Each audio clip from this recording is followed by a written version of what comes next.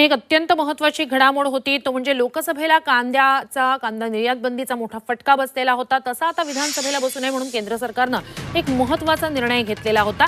कांदा उत्पादक शेतकऱ्यांची मागणी केंद्र सरकारनं पूर्ण केली। कांद्यावरील किमान निर्यात मूल्य हटवल्यानं आता शेतकऱ्यांना फायदा होईल अशी प्रतिक्रिया उपमुख्यमंत्री देवेंद्र फडणवीस यांनी दिली।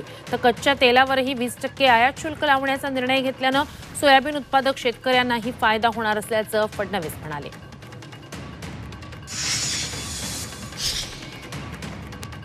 कांद्याच्या प्रश्नावर केंद्र सरकारने मिनिमम एक्सपोर्ट प्राइस पूर्णपणे संपवून टाकलेली आहे आणि या ठिकाणी जी काही त्याच्यावर एक्सपोर्ट ड्यूटी होती ती 40%वरनं 20%वर आणलेली आहे।